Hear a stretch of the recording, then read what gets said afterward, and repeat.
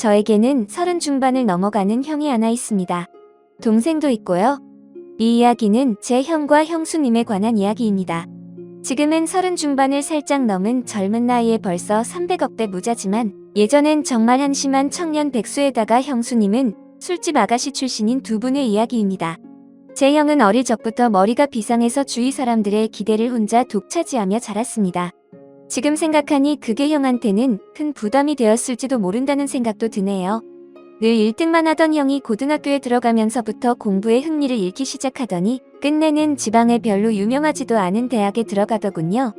군대도 다녀오고 졸업까지 했는데 취직도 못하더니 자기 방에서 종일 인터넷만 하더군요. 게임을 하는 것도 아니고 그냥 종일 각종 포털 사이트를 넘나들며 인터넷만 하더군요. 수잘머리 없는 인터넷 뉴스부터 각종 정보 검색으로 종일 시간을 때우고 말이죠. 저러고 말겠지 곧 취직하겠지 하면서 기다려주곤 했지만 몇 년째 그러고 있으니까 가족들은 답답했죠. 사람도 안 만나고 햇볕도 안 보고 외출도 하지 않고 방에 틀어박혀서 몇 년째 그러고만 있으니 정신병인가 싶기도 했죠. 그런 사람이 한두 번 외출하기 시작하더니 회사에 다닌다고 하더군요. 큰 회사는 아니고 직원도 몇 명 안 되는 아주 작은 회사라고 했습니다. 월급도 정말 터무니없이 적게 받고 제 형을 묘사하자면 아주 순진하고 선량합니다. 그런데 숫기가 별로 없는 성격이었습니다. 언제나 허허 웃고 마냥 사람 좋아 보이는 이런 형이라서 연애를 못하더라고요. 직원이 몇 명 안 되니 사내 연애도 불가능하고 그렇다고 동호회를 다니며 연애를 해보려고 시도하는 성격도 아닌 것 같고 보다 못해서 제 후배 중에서 예쁘고 똑똑하고 모든 면에서 괜찮은 애들을 몇 명 소개시켜줬습니다. 그런데 애들이 하나같이 하는 말이 사람은 좋은데 재미가 없다고, 남자로서의 성적 매력이 없다고, 그냥 삼촌 같다고 이렇게 애프터를 거절하더라고요. 하긴 옷도 세련되게 못 입고 농담도 잘하지 못하고 차도 없는 사람은 그 친구들이 좋아할 리가 없겠죠. 그런 형이 언젠가부터 연애를 한다고 하더라고요. 그런가 보다 하고 말았는데 반년, 아니 8개월쯤 되었나? 결혼하겠다면서 여자분을 하나 데리고 왔는데 와 이건 뭐 숙맥 같은 형하고는 어울리지도 않을 정도의 미인을 데려왔더라고요. 키도 170이 넘어 보이고 날씬한 데다가 얼굴도 얼마나 예쁜지 제가 지금껏 봐왔던 미인 중에서 5손가락 안에 꼽을 정도로 상당한 미인이었습니다. 아무튼 어찌어찌해서 결혼하고 작은 전세방을 구해서 나가더군요. 지금부터는 형이 주말에 우리를 형 자택으로 불러서 해준 이야기입니다. 형 집에 도착해서 간단한 요리와 맥주를 마시면서 고백할 게 있다면서 말하기 시작했습니다. 형이 회사에 다닐 때 형이 아이디어를 냈던 프로젝트가 하나 끝났다고 전부 여자 데리고 노는 방 있는 술집에 갔는데 그런 데를 처음 가보는 형한테 가장 잘 노는 여자분을 붙여주더래요. 그런데 형은 그게 너무 부담스럽답니다.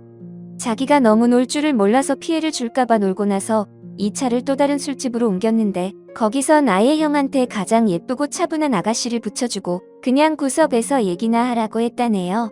둘이서 구석에서 어색하게 앉아있다가 맥주 서로 따라주며 홀짝거리면서 얘기를 주고받았는데 형은 그 아가씨가 참 마음에 들더래요. 그렇겠죠? 연애가 처음인 형이니까 다른 직원들은 각각 파트너를 데리고 호텔로 갔고 형은 그냥 조금 걸었으면 좋겠다고 하면서 아가씨와 길을 걸으면서 이런저런 얘기를 나눴답니다. 좋아하는 노래, 영화 같은 얘기부터 별의별 얘기를 다 나눴더군요. 정말 오랜 친구 같은 느낌이 들더라고요. 지루한지 모르고 얘기 나누며 그렇게 걷다가 호텔로 갔대요. 사장이 준 호텔비로 방을 하나 얻고 아가씨를 객실 안까지 가지고 그냥 나왔다고 하네요. 매일 원치도 않는 술 마시고 사랑하지도 않는 낯선 남자와 밤을 지내야 하는 게 얼마나 힘들까 하는 생각이 들어서 그날만큼은 남자한테 시달리지 않고 푹 쉬도록 혼자 방에서 숙면을 취하라고 말해주고 나왔다고 하더라고요. 근데 형이 부탁이 하나 있는데 이렇게 재미있게 대화를 나눠본 게 처음이라고 친구하면 정말 기쁠 것 같다고 해서 전화번호를 얻었답니다. 그렇게 문자도 주고받고 가끔 전화도 하면서 친구가 되었다고 하더군요. 또 그렇게 친구에서 연인으로 형수님 말씀으로 매일매일 그런 일상에 몸과 마음이 너무 힘들었는데 형 같은 친구는 다른 세계에 사는 친구를 하나 얻은 듯한 느낌이었고 지친 일상을 잊게 해주는 휴식 같은 사람이었다고 하더군요. 그렇게 가까워지면서 연인으로까지 발전했는데 형이 결혼하자고 할 줄은 사실 기대하지도 않았다고 합니다. 그런 일 하는 걸 알면서도 결혼하자고 하는 사람은 없으니까요. 그런데 형과 많은 얘기를 나누면 꼭 그런 일을 하기 전 아직 때묻지 않은 꼬마였을 때의 형수님으로 돌아간 것 같은 느낌도 받고 항상 술 시중 들어야 하고 남자들 추태 부리는 걸 받아줘야 하다가 형을 만나면 정상적인 생활을 하는 평범한 여자로 존중받는 기분이 너무 좋아서 형처럼 착한 남자라면 넉넉하지 않아도 사랑받으며 살 수 있지 않을까 하는 기대는 종종 하게 되더라고요. 그렇게 서로 마음을 확인하고 결혼하기로 약속을 했고 형수님은 다행히 빚이 없어서 큰 탈 없이 업소 일을 그만둘 수 있었다고 합니다. 결혼 후에 형이 회사를 관두고 음식 파는 가게를 시작하고 싶다고 해서 부모님께 2억을 빌려서 가게를 냈고 예상 밖으로 돈이 더 들어서 형수님이 예전에 일하면서 모아둔 돈 1억 4천만 원까지 보태서 시작을 했는데 3개월 정도까지 안 되다가 점점 단골이 늘고 해서 소문이 나면서 북적이기 시작했다고 합니다. 한번 불 붙으니까 걷잡을 수 없이 장사가 잘 되었다고 하더군요. 돈 버는 재미에 힘든 줄 모르고 일을 했다고 합니다. 그러다가 창의력이 뛰어난 형이 남녀노소 좋아하는 신메뉴도 개발하고 마케팅도 하다 보니까 동업하자는 사람들도 찾아오고 분점을 내달라는 사람들도 찾아오더래요. 그렇게 투자를 받아서 인테리어도 정비하고 정식으로 프랜차이즈로 등록하고 몇 년 동안 전국으로 가맹점을 내주기 시작해서 지금은 이름 대면 한 번쯤 들어봤을 법한 회사로 성장을 시켰습니다.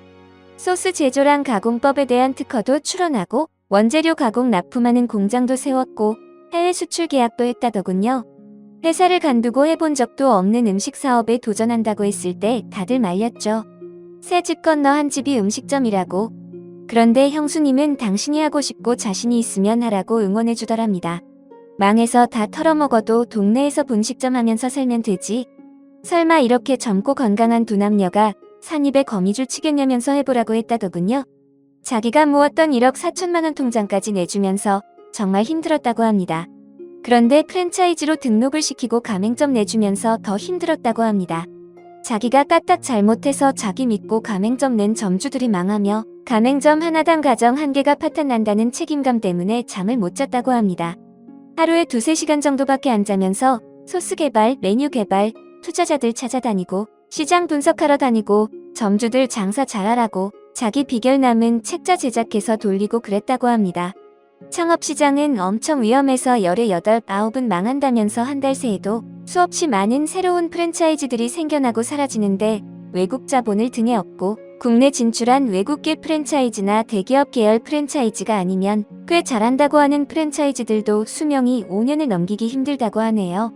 다행히도 저희 형 프랜차이즈는 그 기간이 훌쩍 넘었는데도 이제 안정적으로 자리 잡아서 아직도 꽤 후한 평가를 받고 있다고 합니다. 그래서 지금은 형 나이대에 흔치 않을 만큼 큰 돈을 벌었고 반포에서도 상당히 큰 집에서 살고 있습니다.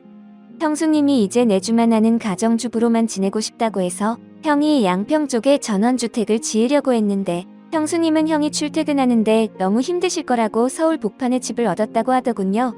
그렇게 숫게 없어서 연애도 못 해보고 거절만 당하던 형이 이제 물 만난 물고기처럼 완전히 딴 사람이 되었습니다. 자신감과 의욕도 넘쳐 보이고 완전히 노련한 사업가처럼 보입니다.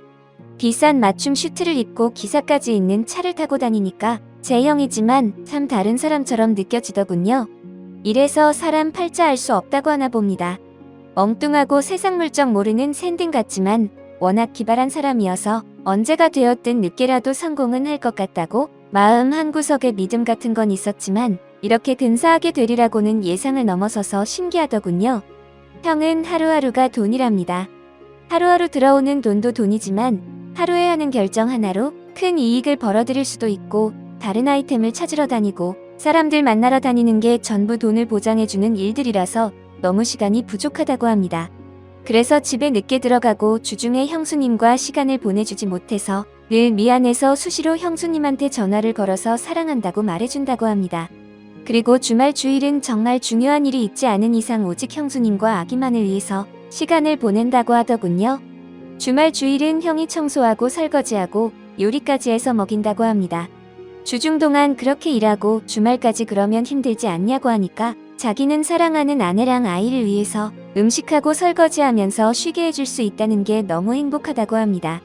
아내랑 아이 얼굴만 봐도 행복해서 피로가 풀린다고 형수님은 업소 일하면서 너무나 간절한 평범한 생활을 꿈꿔왔기 때문에 집에서 집안일을 하고 아기 키우고 형 옷 세탁하고 다림질하는 게 너무너무 행복하다고 합니다. 부자고 가난하고 하는 건 애초에 그런 건 상관하지 않았기 때문에 지금도 돈 쓰는 것에 재미가 생기지 않도록 주의한다고 하더라고요. 저희 형수님 그렇게 부자가 되었는데도 명품 가방이나 시계나 외제 구두 같은 거 갖고 있지 않은 것 같습니다. 형수님 말로는 주말에 형님이랑 정원에서 배달시킨 치킨이랑 맥주 한 캔씩 먹으면서 얘기하는 게 너무 행복하다고 합니다. 딱 그만큼의 행복도 감당할 수 없을 정도라면서 형이랑 이마트 가서 카트를 밀고 다니며 같이 시식도 하고 장 보는 게 백화점 쇼핑하는 것보다 더 행복하다고 합니다. 그토록 간절하게 꿈꿔온 것들이 바로 이런 것들이라고 이게 전부라고 합니다. 그걸 잊지 않고 살려고 노력하신다면서 더 이상 바라는 거 없다고 형수님은 매달 부모님께 월급 정도의 용돈도 넉넉하게 보내주시고 우리한테는 볼 때마다 용돈도 주십니다. 형수님은 저보다 한 살 어리시고 그런 형수한테도 학생도 아닌 번듯한 직장 다니며 나름 연봉도 꽤 받는 제가 용돈 받는 게 웃기는 것 같아서 우리가 애도 아니고 용돈 주지 마시라고 했더니 형수가 자기가 번 돈이 아니라 형님이 번 형 돈이라고 자기는 단지 전해주는 것만 할 뿐이고 아무리 나이가 들어도 형한테는 언제나 어린 동생들이니 형이 용돈 주고 싶어 할 거라면서 받으라고 하는데 이거 참 난감하더라고요. 저는 상황도 좀 우스운 것 같고 해서 안 받고 싶은데 막내놈은 날름날름 잘 도맡습니다. 막내는 강남에서 규모는 작아도 꽤 말끔한 양주 비즈니스 클럽을 운영하는데 수입이 꽤 큰가 봅니다. 그걸 차리는데 형한테서 돈을 빌렸다고 하더군요. 모든 일은 형수님과 상의하는 형은 그때도 그 말을 형수님께 말을 했더니 형수님은 당신이 번 돈이니 빌려주고 싶으면 빌려줘라. 하지만 큰 액수인인 만큼 돈을 빌려주는 사람으로서의 운영에 대한 권한을 보장받아서 막내 도련님이 잘못된 판단이나 잘못된 운영을 할 때는 막을 수 있도록 권한을 보장받는 게 좋을 거라고 말을 했다더군요. 우리 형수님 참 대단한 사람 아닙니까? 형은 회사 운영에 관해 큰 결정을 앞두고 늘 형수님과 상의한다고 합니다. 회사 운영에 대해 아무것도 모르는 형수님이지만 시간이 날 때마다 형이 하는 일을 큰 것부터 작은 일까지 모두 얘기해주는 게 남편의 의무라고 하더군요. 집안일만 하는 아내가 얼마나 심심하겠냐면서 부모님은 형수님을 참 좋아하십니다. 형수님이 흠잡을 데가 없거든요.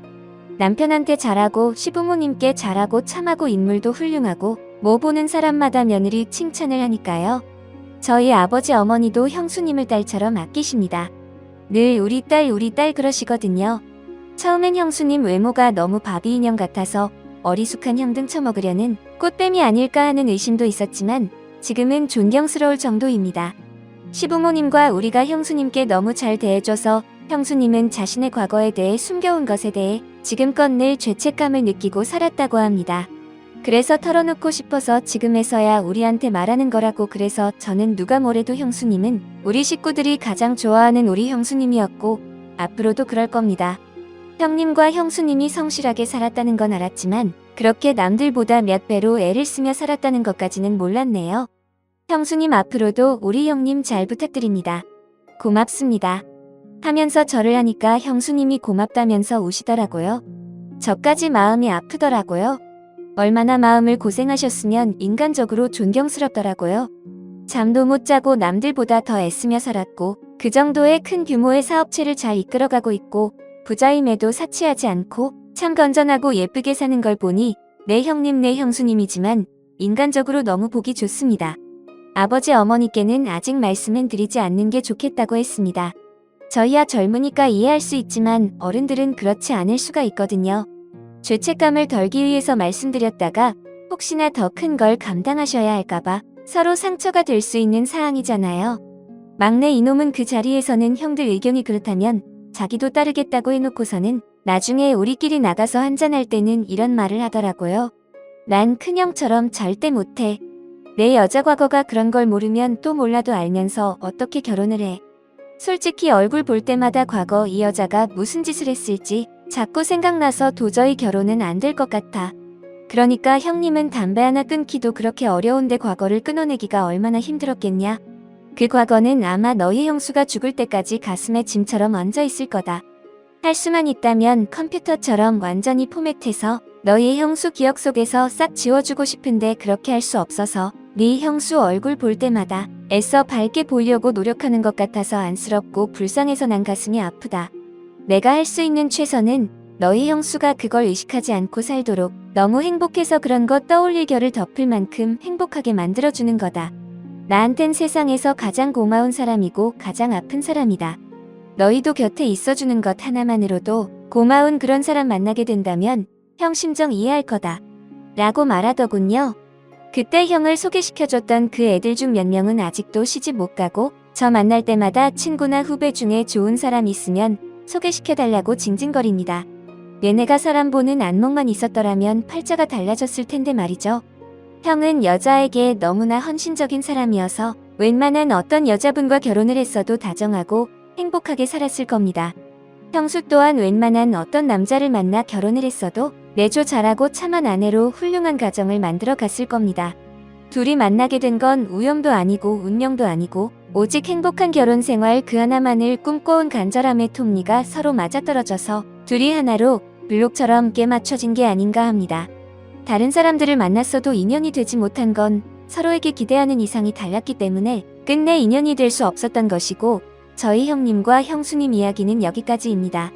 남자분들은 우리 형수님처럼 과거의 실수보단 미래를 기대할 수 있는 현명하고 심성 좋은 여자분 만나시길 바라고 여자분들은 우리 형님처럼 당신 하나만 변함없이 애틋하게 봐줄 수 있는 그런 남자를 만나시길 바랍니다.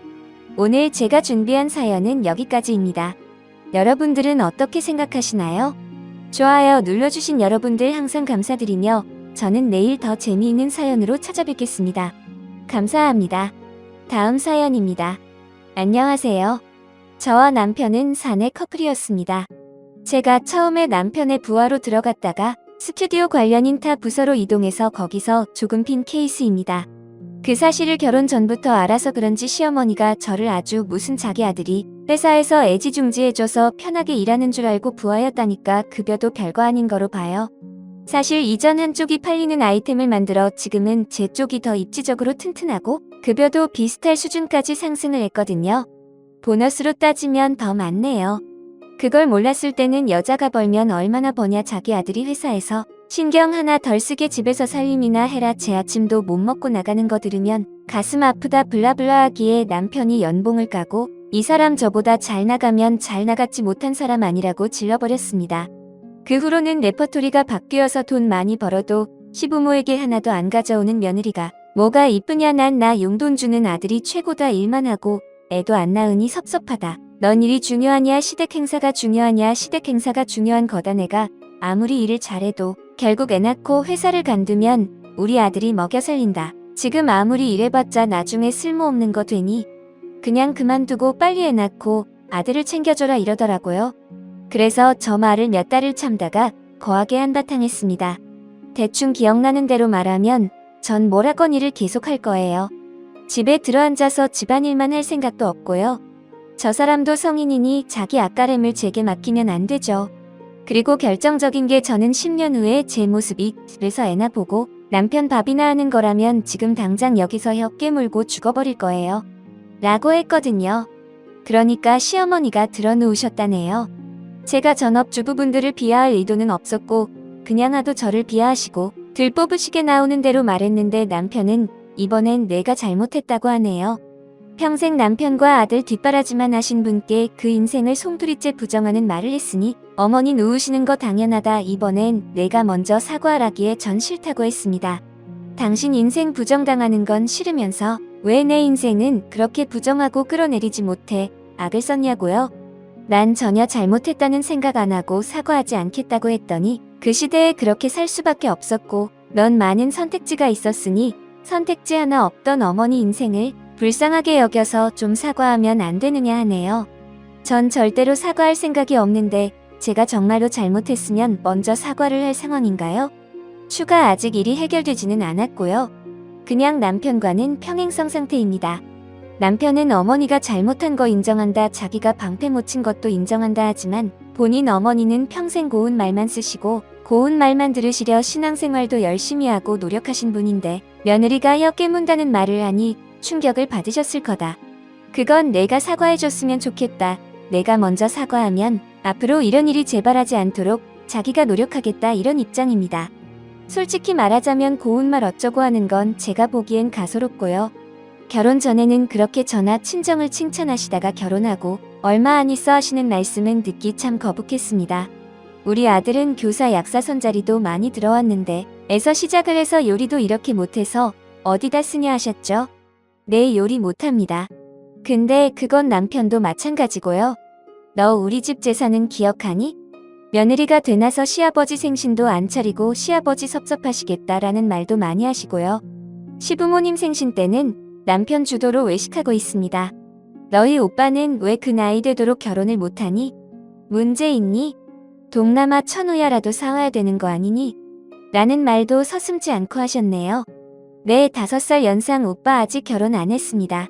저희 오빠 부모님 사업을 돕느라 바빠 연애를 못하는 걸로 알아요. 하지만 결혼할지 말지는 본인이 정하는 거고 저희 식구는 아무도 개의치 않는데 저런 식으로 이야기하시는 게 참 불쾌했네요. 아무튼 이런 막말이 시작되었습니다. 아이는 남편이 태도를 고칠 때까지 안 갖겠다고 선언한 참이고요. 일단 그렇게 생각하게 된 계기는 남편이 했던 말 때문이었습니다. 애 키우는 게 뭐가 힘드냐, 고양이 돌보는 것보다 덜 힘들 거다라는 말 때문입니다. 같이 살게 된 후로 밥 준 적, 똥 치운 적, 목욕시킨 적 한 번 없고 심지어 자기가 키우던 고양이 병원 데려가는 것조차 안 해서 주말에 저 혼자 데려갑니다.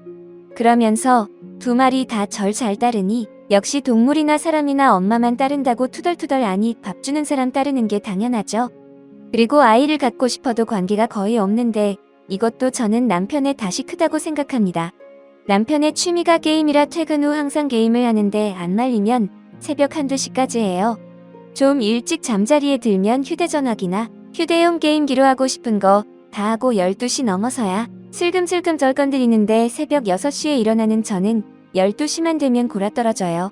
그래서 살짝 신경질을 내면 저더러 잠자리를 거부한다고 뭐라고 하고, 물론 어른 앞에서 혀 깨문다는 말은 부적절하지만 근 1년 반 동안 시어머니의 자기 아들 자랑과 저 비하하는 말을 들었더니 순간적으로 머릿속에 통로가 끊어지더라고요. 내가 어떻게 이래서 여기까지 왔는데 저런 소리나 들어야 하나 싶기도 하고, 직장에서 진짜 쟤는 개같이 일한다는 말까지 듣고 여자가 어쩌고 얘기 듣기 싫어서 남이 피하는 일 다 맡아서 하고, 심지어 한 달 내내 아침 8시부터 자정까지 일하고 주말에도 전시간 근무하다가 위가 움직이질 않아서 소화가 전혀 되지 않기에 정밀 검사까지 받아서 프로젝트 성공하면서까지 올라간 자리인데 그 몇 마디 말로 저의 삶을 마구 짓밟는 것 같아서 너무 억울했습니다. 네, 앞으로는 그런 막말은 삼가려고요. 그래도 제가 먼저 사과하지는 않을 겁니다. 훅이 오랜만에 들어오네요. 그래도 결론 궁금해하셨던 분들이 좀 계셨던 것 같습니다. 한 달 동안 남편이랑 거의 대화를 안 했던 것 같습니다. 남편은 사과 안 하고 이대로 넘어가는 저에게 화가 났다고 하더군요. 하지만 전 정말 사과할 생각이 없었고 이대로 시어머니와 연을 끊어야겠다고 생각을 했죠. 그러다 하루는 남편이 술을 거하게 먹고 와서 저에게 서운하다고 하길래 그날은 그렇게 넘어가고 다음날 출근했을 때 링크를 보내줬습니다. 제가 시어머니와의 일화를 다 말하지 못한 것도 있고 좀 더 객관화된 글을 보고 나니 저에게 그제서야 미안한 마음이 들었나 보더라고요. 그날 저녁에 와서는 너무 미안하다며 이야기를 하는데 진심이 좀 묻어나 보이더라고요. 그렇게까지 상처를 많이 받은 줄은 몰랐습니다. 사과 요구했던 것도 취소하겠다, 시어머니와의 관계가 좋아지는 걸 더 이상 바라지 않을 테니 본인을 한 번만 용서해달라고 하더군요. 정말 진심인 듯해서 알겠다고 했습니다. 하지만 시어머니하고는 이미 어긋난 관계라고 생각을 해요. 끝까지 본인 아들이 잘났고 저는 그저 수발드는 사람으로 생각하는 시어머니와는 잘 지낼 수가 없을 것 같습니다. 남편에게도 이것도 불만이면 이혼도 고려하라고 했으나 자기가 더 잘하겠다며 시댁에는 안 가도 좋다고 하네요. 그리고 아이 갖는 건 본인도 자신이 없다며 딩크로 살자고 하는데 차라리 어줍지 않게 저에게 아이를 요구했다가 나중에 무책임한 것보다는 딩크가 나은 것 같습니다. 저도 아직 이를 많이 사랑하고요. 더 나은 제가 되어서 세상 사람 그 누구도 무시 못하는 멋진 존재가 될게요. 응원해주신 여러분들 정말 감사드리며 똥이 무서워서 피하는 게 아니라 더러워서 피하는 걸 제대로 보여줄 생각입니다. 댓글 참다 며느리가 한마디 했다고 들어눕는 어머니는 불쌍하고 지금까지 하찮은 취급받고 무시당하면서 참아온 마누라는 불쌍한 거 모르겠대요. 어머니가 먼저 지금까지 말 심하게 한 거 사과하시면 님도 사과하겠다고 하시고 그 이후에 어머니가 또 막말하시면 참지 않고 계속해서 맞받아치겠다고 하세요. 어머니께서 먼저 사과 안 하시면 님도 사과 안 할 거고, 앞으로 시댁에 밝게 끊으면 님도 편하고 좋다고, 앞으로 님을 무시한다면 그 누구라도 끝장을 보겠다고 남편도 포함이라고 전해두세요. 댓글이 불쌍하다고 주둥이 함부로 터는 것까지 정당화되는 건 아니죠. 왜 안 했는지 엄마가 말하는 말들을 들어야 하고 마누라는지 엄마한테 나쁜 말하면 안 된다는 거야 뭐야 시장은지 엄마가 있는데 뭔 개소리인지 모르겠네요. 다음 사연입니다. 안녕하세요. 아내와 이틀째 언쟁 중입니다. 본인은 독박 육아고 제가 육아를 도와주지 않으니 파업할 거라는데 기가 막힙니다. 저는 6시 30분에 일어나서 시리얼, 토스트를 해 먹고 지하철 1시간 거리에 직장에 8시 30분까지 출근을 합니다. 직업 특성상 야근이 많지만 야근 수당이 많이 나와서 아내가 출산 전에는 야근을 하더라도 농담식으로 얘기할 정도였습니다. 평균적으로 8시에서 9시에 퇴근을 하고 집에 오면 10시가 다 되어 있습니다. 그럼 아이는 잠들어 있고 육아를 도와줄 수가 없어요. 퇴근 후 아내가 간식을 차려주면 그거 먹으면서 대화 좀 나누고는 휴대전화기 게임을 하거나 TV를 보다가 11시 좀 넘어서 잡니다. 토요일 격주 근무이고 쉬는 날에는 집에만 있습니다. 아내와 아이와 시간을 보내고 놀러 다니고 하죠. 쉬는 날 아이 목욕시켜주기 놀아주기 정도 하고 아내가 낮잠을 자거나 외출을 하면 그 시간 동안 아이를 봐줍니다. 그리고 술은 1년에 딱 1회 먹습니다. 친구들 두세 달에 한두 번 만나고요. 만나도 아내와 아이 함께 보거나 같이 식사한 후 아내와 아이를 집에 데려다 주고 친구와 세차를 하거나 PC방을 다녀오거나 정도만 합니다. 이번에는 아내의 일과를 이야기해 볼게요. 7시에 일어나 아이가 먹을 아침 식사를 준비를 합니다. 아침에 간식을 챙겨 나와서 오전에는 문화센터를 다니거나 놀이터 등 아이와 함께 놀아주고 집에 가서 점심을 먹는다고 합니다. 가끔 문화센터 아줌마들과 점심을 먹기도 하고요. 아이가 낮잠 자는 시간에 집에서 설거지, 빨래, 청소, 요리 등등 살림을 합니다. 아이가 일어나면 간식을 차려주고 놀이를 하거나 장을 보거나 하다가 저녁 먹이고 7시쯤 아이를 목욕시키고 9시쯤 아이를 재웁니다. 제가 퇴근하고 나서 씻고 나오면 바로 먹을 수 있게 야식 겸 간식을 차려주고요. 그날 있었던 일들 아이 이야기 같은 대화를 나누고 TV를 보죠. 그리고 그날 육아 일기를 쓰고 12시가 다 돼서 잡니다. 아내는 밥만 먹으면 친구들을 만납니다. 제가 격주로 출근하는 주말 회사에 있을 시간에 친정이 우리 회사 근처라 일주일에 하루쯤은 친정집에서 놀다가 날 데리러 오기도 합니다. 저는 제대로 일 때문에 시간이 안 나서 같이 할 수 없는 건데 자꾸 독박 육아 내문을 하니까 너무 답답합니다. 저도 퇴근 일찍 하고 하면 빨리 와서 아이랑 놀고 싶고 안아주고 싶고 같이 목욕도 하고 싶고 그러고 싶은데 그 마음을 너무 몰라줍니다. 아내는 돈을 덜 벌어와도 되니 안 해도 되는 야근이면 좀 빼고 일주일 가서 아이랑 좀 놀아달라고 합니다. 야근을 뺄 순 있는데 한 달에 야근 20번 한다고 치면 10번만 빼도 돈 100 가까이 급여가 차이가 나니 저도 안 할 수가 없는 노릇이고 1월에 둘째 임신 소식까지 듣고 나니 돈을 더 많이 벌어야 할 것 같아서 저도 저 나름대로 힘들게 살게 하지 않으려고 아내 고생을 덜 시키려고 하는 건데 왜 몰라줄까요? 제가 독박 육아시키는 건가요? 아내의 입장 안녕하세요. 아내 되는 사람입니다. 그냥 보고만 있으려니 너무 열받아서 글을 씁니다. 아주지 유리한 대로 써놨네요. 열받네요. 정말 내 얼굴에 침 뱉기를 안 쓰려고 했는데 써야겠습니다. 술 처먹을 때마다 2번에 1번 꼴로 경찰이나 구급대원한테 연락을 받습니다. 한 달에 한두 번 술을 먹는데 그때마다 새벽 4, 5시에 저런 전화를 받고 데리러 가요. 산후조리원 들어온 지 일주일 안 됐을 때도 한 달도 안 된 갓난애 데리고 길바닥에 쓰러졌다고 전화 받고 나갔습니다. 2년 저지거리 하다가 술 버릇 안 고쳐지길래 이혼 서류에 도장을 찍고 술 끊지 않으면 제출하겠다고 해서 재작년 송년회를 마지막으로 술을 끊은 거고요. 송년회 한 번은 집에 안 들어오는 조건으로 허용해준 거고요. 야근 말이 좋아 야근이지 일주일에 매일 야근을 한다고 합니다. 근데 야근이 아니라 회사 동료랑 당구하고 볼링 치고 탁구장을 다니는 겁니다. 일주일에 5일이 야근했다고 치면 이틀 정도는 저한테 거짓말을 하고 5시 반 칼퇴근하고 쳐놀다가 10시에 들어오는 거예요. 이것도 신랑이 고생한다고 내 졸업식을 동료 샌드위치 싸서 회사에 몰래 갔다가 회사 아니었던 거 알고 들킨 거고요. 들킨 것만 10손가락이 부족합니다. 일주일에 야근 2, 3번 정도인데 어디서 거짓말하고 놀다 와놓고 거짓말로 야근했다고 하고 저희 사내 연애하다가 결혼한 거라 회사 분위기 잘 알고 운영 방식도 잘 알고 급여 부분은 더더욱 잘 압니다. 야근 절반 정도 빼면 30 정도밖에 차이가 안 나요. 저 맘만 먹으면 친구 만날 수 있는 거요? 친구 만날 때 애 항상 같이 데리고 다니고요. 만나도 식사 정도만 하고 오고 주말에 개인 시간 주는 거 어이가 없네요.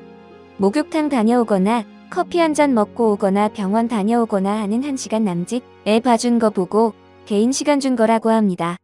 지 친구들 만날 때 저 데리고 나가는 것도 신랑 친구들이 첫 조카라고 용돈 주고 하니까 그 돈 반반으로 나눠달라고 데리고 나가는 거고 저랑 애 집에 데려다 주고 세차하고 온다고 하고 4시간 후에 옵니다.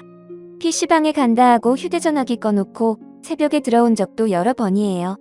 배터리 나갔다가 시간 가는 줄 몰랐다 변명 같지도 않은 개소리 찌꺼리고요. 좋게 얘기를 했습니다. 나 너무 힘들다 도와달라 그런데도 야근한다고 거짓말을 하고 난리입니다. 2월 갑작스레 하혈을 해서 울고불고 빨리 오라고 응급실 가자는데 지금 당장 못 간다고 다들 퇴근 안 하고 있대 놓고 직장 동료랑 PC방에 있었습니다. 제가 독방 육아라고 난리치는 이유예요. 진짜 야근에 힘들게 일하는 거면 저도 아무 말 안 해요. 그게 아니니까 저도 도저히 못 참겠어서 말한 건데 진짜 지가 매일 야근하면서 쉬지도 못하고 힘들게 돈 벌어오는 줄 아는데 절대 아닌 거 하늘이 알고 땅이 압니다. 너무 열이 받네요. 이래도 제가 철없고 이해 못 해주는 건가요? 지금까지 제 사연을 읽어주셔서 감사드립니다.